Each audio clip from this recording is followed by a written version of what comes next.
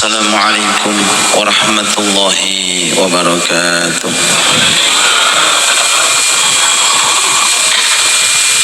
Alhamdulillahi wa kafa. Wa sallallahu wa sallam ala habibina wa syafi'ina sayyidina Muhammad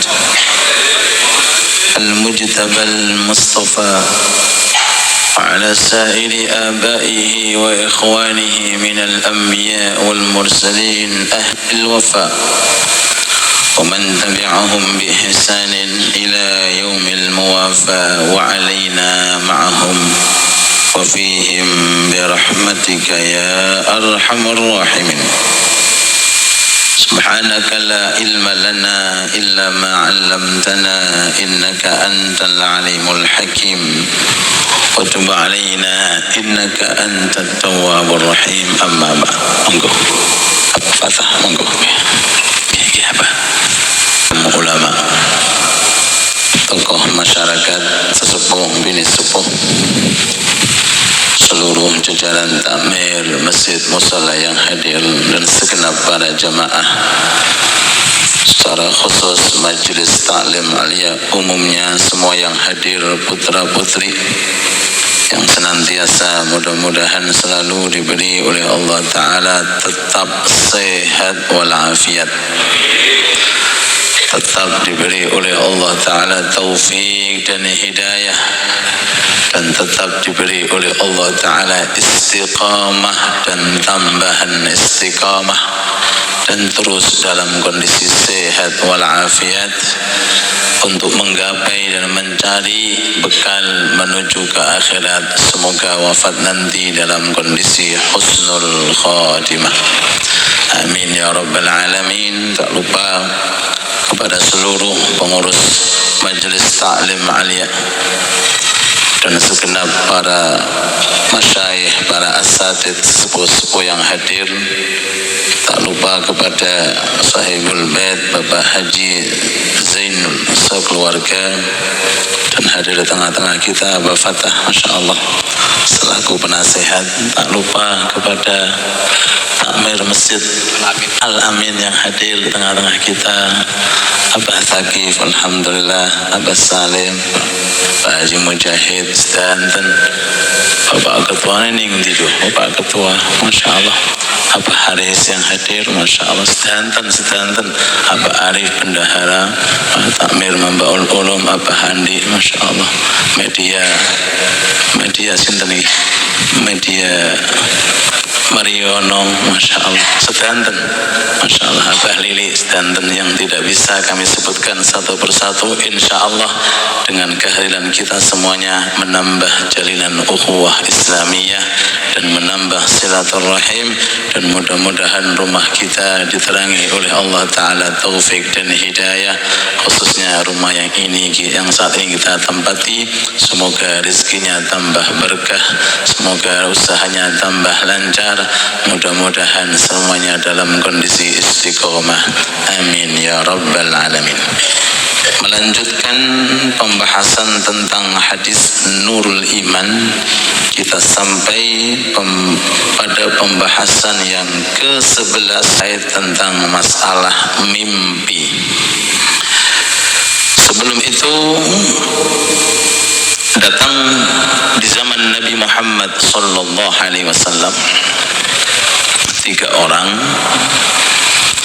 Pada saat itu beliau Rasulullah sedang bersama-sama dengan para sahabat mendirikan majelis taklim. Yang satu masuk melihat karena di depan masih kosong, kemudian sampai di depan shaf awal.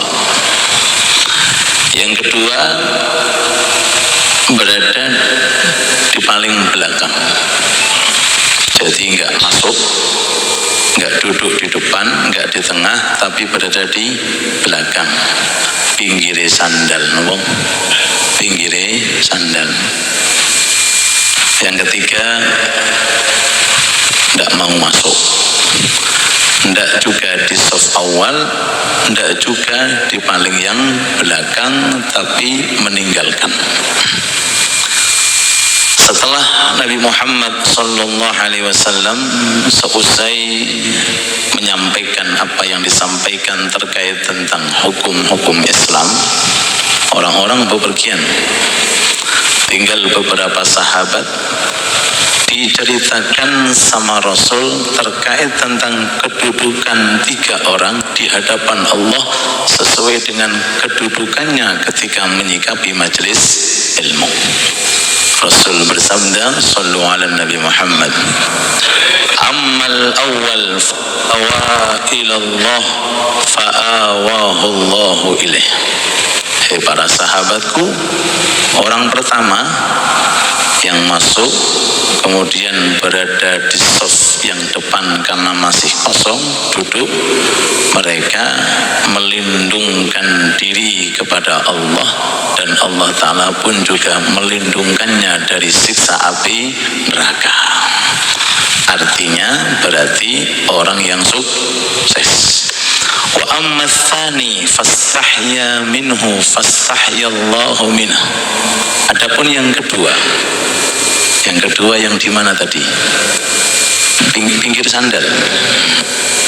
Fastahya minhu, malu. Mau maju ke depan merasa dirinya akhirnya di belakang. Malu kepada Allah. Akhirnya Allah Ta'ala pun juga malu kepadanya untuk menyiksa di akhirat. Berarti termasuk orang yang sukses, sama-sama suksesnya selama berada di area majelis taklim. Yang depan insya Allah sukses, yang tengah sukses, yang belakang sukses. Cuma biasanya sing depan bagiannya paling akeh. Ini kopi ini kurang gede sanggir ini. Masya Allah, mudah-mudahan berkah semuanya.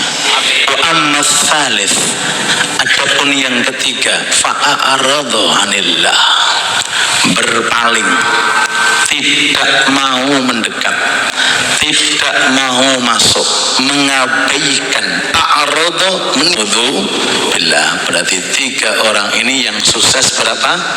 2, yang 1 gagal. Na'udzu billah. Ini keadaan sampai akhir zaman nggih ngoten. Pokoke sing gelem merek, sing gelem mlebu, sing gelem mendekat, sing gelem merapat, insyaallah nek mboten nomor pertama Allah Ta'ala memberikan kepada kita terus nikmat sehat wal afiat, dan yang meninggal dunia dari kalangan keluarga kita wabil khusus Mbah Mutin mudah-mudahan mendapatkan husnul khatimah, amin ya rabbal alamin, meraih firdausil a'la, kekal abadi bersama Nabi Muhammad sallallahu alaihi wasallam, amin ya rabbal alamin. An Abi Hurairah, diriwayatkan dari sahabat Abi Hurairah sing sampun gadai kitab monggo. Anin Nabi, dari Nabi Muhammad sallallahu alaihi wasallam, beliau bersabda, idza iqtaraba az-zaman, jika manusia itu mendekati ajal, mendekati apa? Ajal. Ini sebagian makna kalau terjemahake. Idza iqtaraba zaman, ketika manusia niku sudah mendekati ajal, artinya sampun sepuh. Berarti sudah masuk umur. Oke. 50, 60 niku. Oke. Berarti sing ngomong urung masuk. Oke. Lagi 40 Pak. Mudah-mudahan sehat walafiat, panjang umur. Idza iqtaraba zaman, ketika seseorang itu sudah berada di area sepuh, di area mendekati yang namanya ajal. Lam takad ru'yar rajulil muslim takdzib, biasanya mimpinya benar. Kalau ulangi malih, biasanya kalau mimpinya nopo benar. Oh, mendekati ajal, pun sepuh niku biasanya mimpinya cospleng. Apa cospleng niku? Benar, akurat. Terima kasih Mbak, akurat. Kenapa?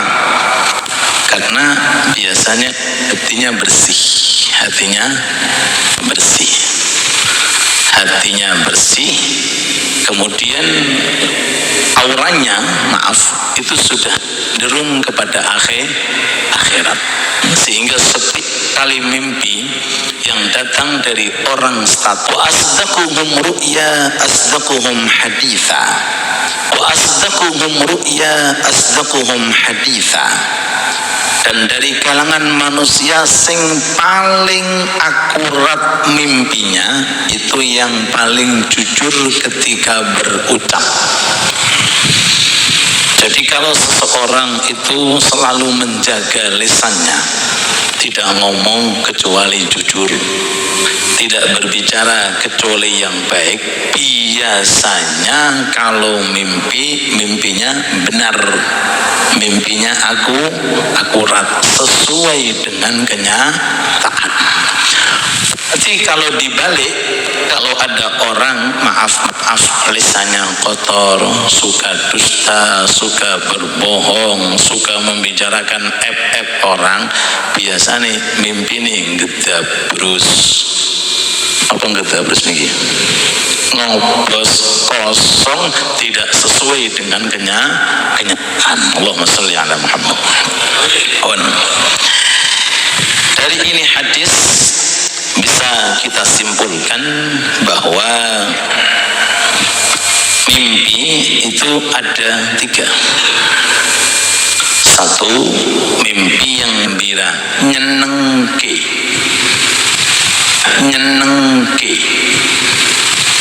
Mimpi yang di dalamnya terdapat kabar gembira, jadi menyenangkan hatinya orang yang mimpi.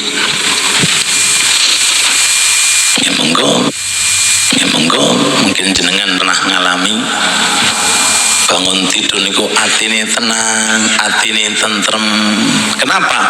Karena yang dilihat itu sesuatu yang membahagiakan. Ada juga mimpi itu yang menimbulkan rasa sedih, rasa gelisah, nyusahake, bangun tidur susah. Kenapa? Karena yang dilihat menyusahkan. Nah, terus yang ketiga, ada jenis mimpi itu bukan mimpi, cuma karena bawaan pikiran sebelum tidur, jadi terbawa dalam mimpi yang tidur. Cuma ingin kami tegaskan, jangan terpengaruh dengan mimpi. Jangan terpengaruh dengan yang namanya mimpi. Jadi kadang-kadang ada orang itu mimpi tentang sesuatu, dipikir terus, diangan-angan terus, sampai kadang-kadang enggak mood untuk ibadah, enggak mood itu untuk taat, mau gini susah, karena terbawa oleh mimpi. Sekali lagi, jangan terbawa oleh arusnya mimpi, karena cuma sekedar mimpi. Maka oleh itu, kalau seseorang itu dia mengalami mimpi yang baik, contohnya nopo mimpi yang baik niku, mungkin kepanggih tiang ganteng, peraupane sae, kemudian dikasih kata-kata yang mulia, atau mungkin dikasih wiridan sing sae, niku kan termasuk jenis mimpi ingkang nopo sae.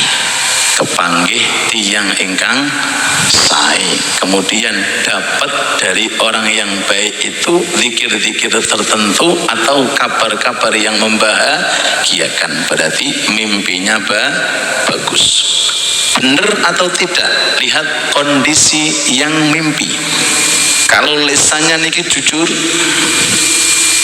lisan ini tidak keluar kecuali yang baik, apalagi didorong dengan umur yang sudah masuk area 50-60, pada biasanya niki mimpinya hak, mimpinya aku lihat. Bagaimana sikap kita? Satu, kita dianjurkan mengucapkan alhamdulillah. Kenapa? Karena mimpinya membahagiakan. Kenapa nggih? Nah, membahagiakan. Tuko jenengan nek mimpi bahagia niku napa? Oh, ketemu orang ngasih duit 1 M ngono. Napa mimpi yang membahagiakan? Macam-macam. Oke. Satu, kita dianjurkan untuk mengucapkan alhamdulillah. Yang kedua, dianjurkan husnudzon dengan mimpi tersebut, bahwa mimpi itu mengandung suatu kabar gembira. Oke. Terus yang ketiga, awas, jangan setiap orang diceritain. Sekali lagi, jangan setiap orang jenengan ceritakan terkait tentang mimpi. Khusus orang-orang yang mencintai jenengan dan yang jenengan anggap orang itu baik. Karena setiap nikmat banyak yang dengki, ada yang hasud. Li nikmatin mahsud wal hasud yasud. Setiap orang punya nikmat biasanya banyak yang dengki, dan setiap orang yang dengki tidak akan mungkin mulia selama-lamanya. Makanya kalau dapat mimpi, kasih tahu orang yang sekira bisa menakwili mimpi Anda dengan penakwilan yang baik. Karena biasanya pertama kali yang ditakwili itulah yang terjadi. Allahumma sholli ala Muhammad. Ini sikap kita ketika mimpi yang kita alami, mimpi ingkang baik. Banyak sekali kejadian yang dialami oleh orang-orang yang soleh, dan dijadikan juga sebagai nasihat untuk kita yang dikutip dalam kitab-kitab mimpinya para ulama, mimpi ini para nabi, para rasul. Dan sekaligus di dalamnya juga banyak sekali para ulamanya Nabi terlebih dahulu dan ulamanya yang ada di kalangan umat Nabi Muhammad sallallahu alaihi wasallam. Di antara yang beliau lihat Imam Abul Hasan Asy-Syadzili dari sekian Nabi Muhammad kalih Nabi Musa. Nabi Muhammad kalih Nabi Musa. Dalam mimpi itu Nabi Musa bertanya kepada Nabi Muhammad, "Ya Rasulullah, Anda pernah mengatakan bahwa ulama Anda di kalangan umat Nabi Muhammad itu seperti nabinya Bani Israel." Jadi ulama yang ada di kalangan umat Muhammad niki kedudukannya kados nabi. Kados napa? Saat ini dalam mimpi itu Kanjeng Nabi manggil, "Ainal Ghazali?" Mana Imam Ghazali? Mana Imam Ghazali? Imam Ghazali yang sering kita ucapkan pengarang kitab Ihya Ulumuddin. Mana Ghazali? Saya Rasulullah. Maju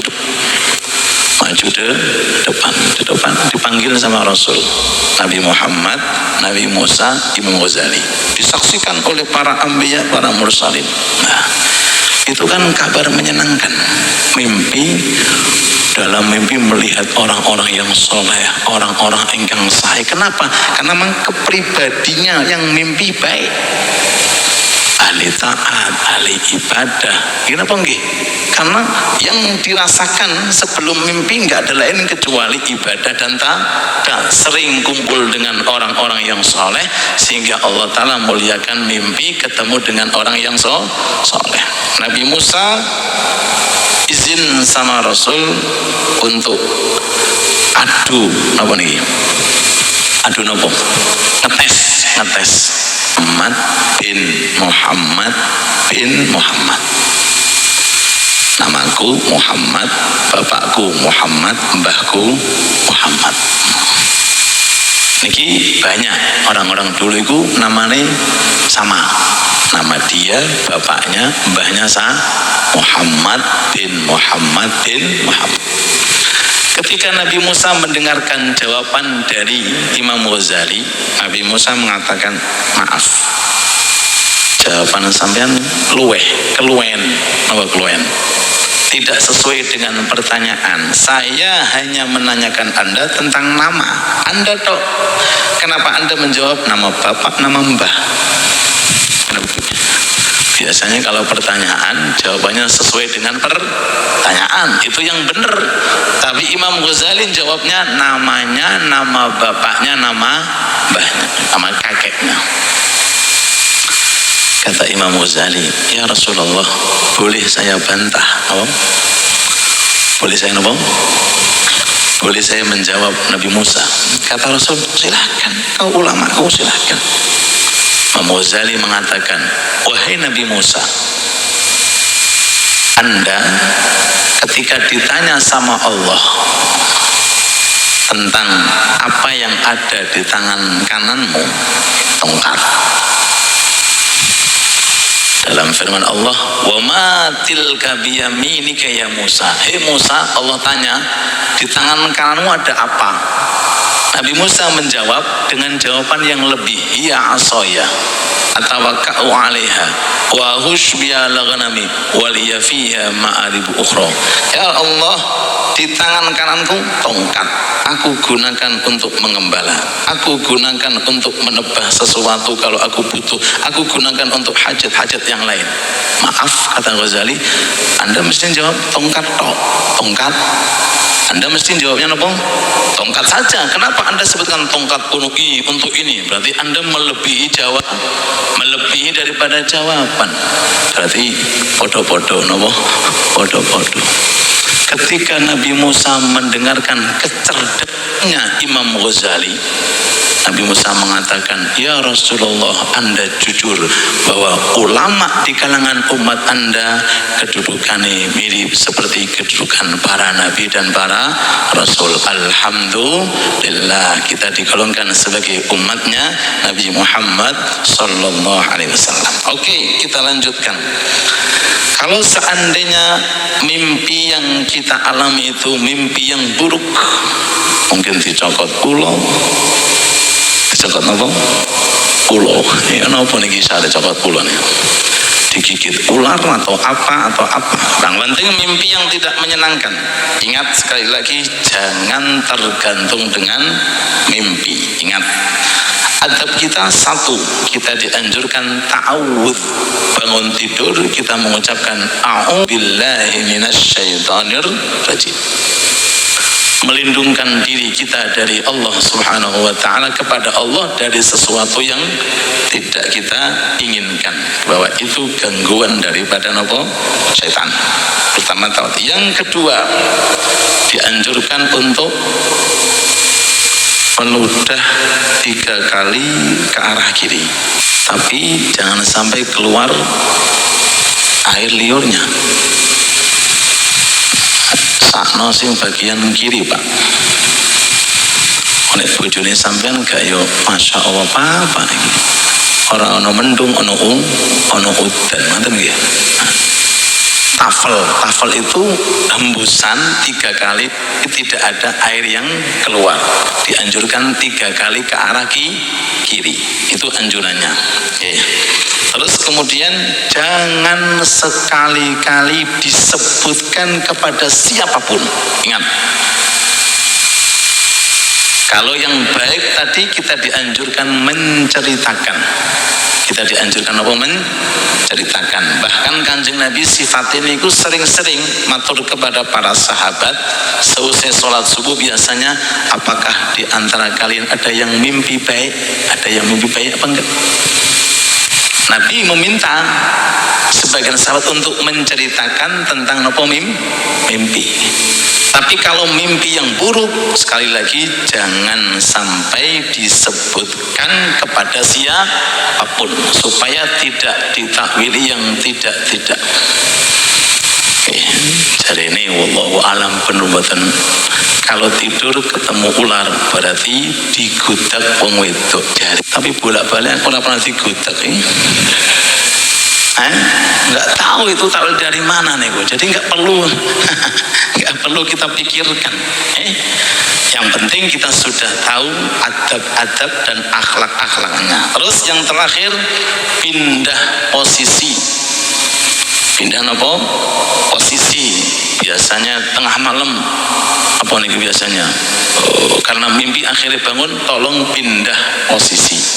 Siapa tahu dengan pindah posisi itu mimpi yang buruk tidak akan kembali. Oke. Hadirin hadirat yang dirahmati Allah Subhanahu wa taala, ini penjelasan secara singkat. Ingin saya sampaikan hadis tentang adzan itu terjadinya lewat mimpi. Adzan yang lihat itu setiap kali sholat, dulu nggak ada adzan. Dulu niku kalau ingin mengingatkan orang sholat pakai kentongan, tong tong keliling-keliling, tong tong, pakai apa? Kentongan. Nah, sebagian masjid mushola masih ada itu, khususnya di Jawa-Jawa tong tong. Dulu nggak ada adzan. Jadi zaman dahulu kalau ingin mengingatkan, keliling Pak, keliling dari tempat ke tempat pakai apa kan? Kentongan. Suatu ketika ada sahabat Abdullah bin Zaid tidur. Nah, Abdullah bin Zaid ini yang ditugaskan untuk mengingatkan orang sholat bawa kentongan itu. Tidur, dalam tidurnya mimpi seakan-akan dia melihat ada orang bawa nopo. Disamperi, Pak, berapa harga kentongan itu? Saya mau beli. Ditanya sama yang bawa kentongan, untuk apa? Untuk mengingatkan orang sholat supaya orang itu datang ke masjid. Kata pemilik kentongan, gak usah pakai kentongan, tak ajari kalimah sing bagus. Apa itu? Adzan. Allahu Akbar sampai terakhir la ilaha illallah. Itu dalam mimpi. Dalam apa? Dalam mimpi. Setelah bangun, kemudian datanglah kepada Nabi Muhammad SAW menceritakan tentang mimpinya. Disampaikan, ya Rasul, saya diajari orang dalam mimpi ini untuk dikumandangkan setiap sholat. Kata Rasul, ini benar. Ini benar ini. Dan kamu ajarkan Bilal bin Rabah. Ajarkan dia, karena dia suaranya paling lantang. Mestinya sing adzan sing gawa mudan. Nah, oleh sebab itu, mohon maaf Bapak nek badhe adzan dilihat-lihat dulu. Suarane saya napa mboten. Nek ana maneh ya monggo. Soalnya kadang-kadang ada adzan itu mendekatkan, ada adzan menjauhkan. Biasanya adzan ini gak pas-pas, males tuh. Kadang-kadang nonton. Makanya dianjurkan muadzin itu nek saged suarane sing kalau ada, kalau enggak ada siapapun silahkan. Yang kedua suaranya lentang. Pas kejadian itu sahabat Umar bin Khattab keluar dari rumahnya mengatakan, ya Rasulullah, apa yang dialami oleh Abdullah bin Zaid mimpinya, saya pun juga mimpi persis seperti apa yang dialami oleh Abdullah bin Zaid terkait tentang anjuran adzan sebelum sholat, dan itu terjadi melalui mimpi. Allahumma sholli ala Muhammad. Ini diantara materi yang bisa kita sampaikan. Sekali lagi, kalau orang sudah mimpi apa? Benar. Dan yang kedua, kebenaran mimpi terkait tentang kejujuran orang itu berbicara.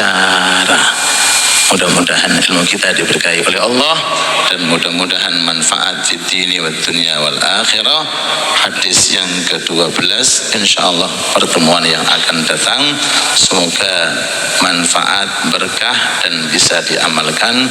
Rabbana atina fid dunya hasanah wa fil akhirati hasanah wa qina adzabannar. Wassallallahu ala sayyidina wa nabiyyina Muhammad wa ala alihi wa sahbihi wa sallam. Walhamdulillahi rabbil alamin. Bisirril Fatihah. Beliau bertanya niki terkait tentang masalah wahyu melalui mimpi. Terima kasih. Itu hadisnya yang kita baca masih ada sambungannya.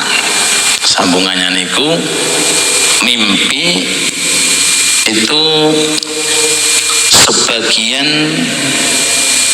daripada 46 kenabian. Ulangi malih. Ar-ru'ya juz'un min sittatin wa arba'ina juz'an minan nubuwah. Mimpi itu sebagian dari 46 kenabian. Artinya apa? Kadang-kadang sesuai dengan kenyataan. Jadi koyok-koyok mendekati Nabi, dapat wahyu dari Allah walaupun tidak dikategorikan dengan yang namanya wahyu. Oke. Tapi mimpi niku mboten wahyu, karena wahyu itu istilah diperuntukkan untuk para nabi dan para rasul, cuma mirip seperti wahyu. Bahkan pertama kali datangnya wahyu kepada Nabi Muhammad sallallahu alaihi wasallam itu bukan melalui Jibril, tapi melalui mimpi yang baik, mimpi ingkang sae. Untuk para nabi permulaannya sebelum datang Jibril itu wahyunya melalui mimpi ingkang sae, baru kemudian datanglah malaikat Jibril alaihi salatu wassalam yang membawa wahyu melalui Jibril yang saat ini kita bisa membaca 30 juzuk dalam masa 23 tahun. 13 di Mekah dan 10 tahun di mana? 13 tahun di Mekah, 10 tahun di mana? Di Madinah. Itu masa turunnya Al-Quran melalui malaikat Jibril. Itu yang dikategorikan namanya wahyu. Jadi kalau seandainya ada orang zaman sekarang rondo aneh, aku dapat wahyu, betul.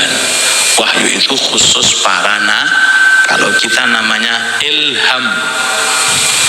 Kados Imam Ahmad bin Hambal niku pernah diterangkan, beliau mengatakan aku, niki bahasane niki nggih rondo ekstrim tapi memang terjemahannya ngoten, aku melihat Allah. Oh, niki bahasanya rondo napa? Bahasanya rondo napa? Ekstrim, tapi memang keterangan ngoten. Dalam mimpi aku seakan-akan mendengarkan dari Allah. Aku mengatakan, ya Allah, ibadah di akhir zaman sing paling sae niku napa? Niki dalam mimpi. Ibadah di akhir zaman sing paling sae niku napa? Allah menjawab melalui mimpi. Otomatis ini orang-orang khusus. Kata Allah dalam mimpinya itu, hei Ahmad, ibadah sing paling afdol akhir zaman baca Al-Quran. Aku katakan, ya Allah, haruskah faham atau tidak? Artinya kalau orang ingin baca Quran harus paham artinya, harus tahu maknanya. Kata Allah, enggak. Baik yang belum paham, usahakan tetap baca Al-Quran. Nah, keterangan ini didapatkan Imam Ahmad bin Hambal melalui yang namanya mimpi. Terus boten dikategorikan wahyu, tapi mendekati yang namanya wahyu. Oleh sebab itu, kalau yang saya tadi jenengan aturake kepada orang sing jenengan anggap mampu untuk mentakwili, jangan setiap orang. Adapun mimpi yang buruk jangan sampai diutarakan kepada orang lain. Allahu a'lam.